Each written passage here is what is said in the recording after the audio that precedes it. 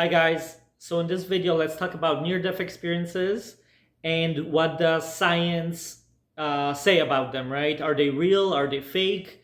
And I have to preface this, this is a kind of an ongoing study of these things, right? Of these experiences. And I feel like the opinion is slowly changing or maybe fastly changing, right? On this topic, but kind of let's get into it, right? So before, when near-death experiences would happen, right, a lot of science would try to explain it as it's kind of an effect of a dying brain, right? That maybe you don't get enough oxygen to the brain, right? And then you have these vivid moments of imagination, if you will, right? And these vivid, because they are vivid experiences, right? But I feel like as time has gone on and people kind of report all of these near death experiences, right? Science is starting to look at it a little differently, right? Because people, will report. Well, first of all, let's start. Science would kind of tell you that who you are, your whole being, right?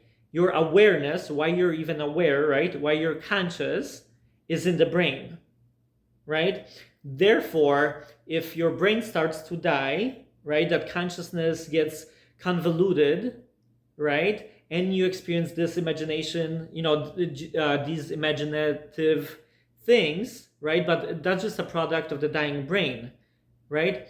But now we kind of, first of all, we know that you can't prove where consciousness resides, right, in the body especially, right, because it has been kind of a lot of people who have had these experiences say they are out of the body, right? They're out of the body, let's say, looking at their own body, right? So if their brain is hallucinating, it starts to become problematic of how to explain that, right? And that your consciousness keeps going even though you're out of the body, out of the brain, right? But you still continue to as you are, and you continue to have very profound experiences, right? So science can't really explain, right, what consciousness is, right? And where it resides in the body, right? If somebody can tell you, what consciousness is and kind of where it resides in the body, they don't know. They're kind of guessing, right? But there's so much proof that once you're out of the body, your consciousness goes on, right? And a lot of doctors who have near-death experiences themselves, right, they actually understand how the brain works a lot better, right? So even when they have these experiences, they are able to kind of go back and nullify that kind of concept that the brain produces that consciousness, right? And it's a side effect of the dying brain because let's say the part of the brain responsible for visual effects, right, and these visual profound experiences was not working, right? Yet, right? Yeah, and they can explain this a lot better, obviously, than I can ever, right? But the part of the brain that's responsible for these experiences was completely shut down, and yet they still had these profound experiences, right? I will use Dr. Alexander, I believe, right? I think he's a Harvard-trained neurosurgeon, right? So he understands kind of how the brain works a lot better, and he had this profound experience, right, going to the other side and everything happening to him, and then was allowed to come back and bring some of that knowledge back, right?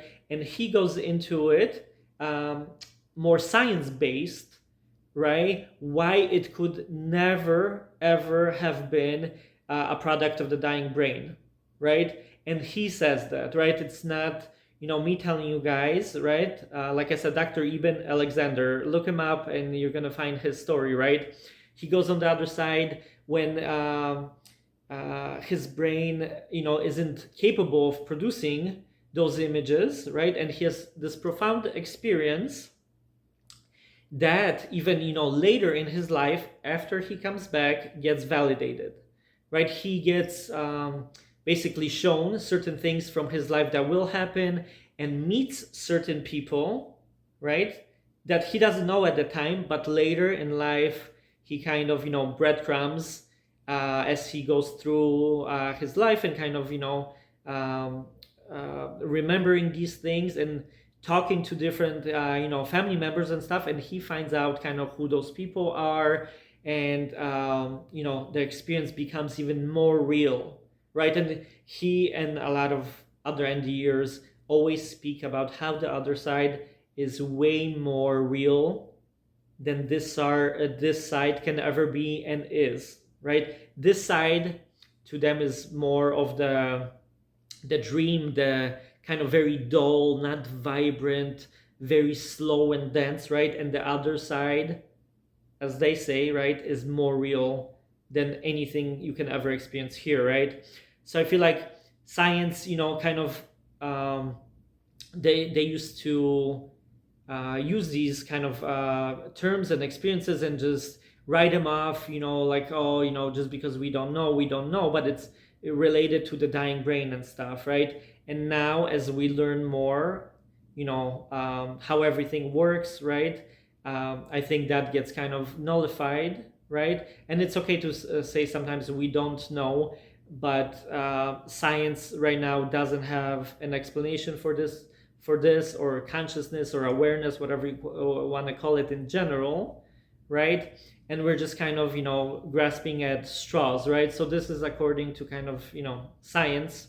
And I went into my other video, right, that I will post before this one, into what near-death experiencers actually say about whether it was real or, kind of a product of their imagination or whatever else, right? So I hope this was helpful, and please like, subscribe, and share. And also let me know your thoughts about this topic, right? Because I would want to go, form a community of people who can share these, opinions about these experiences, or even these experiences, right?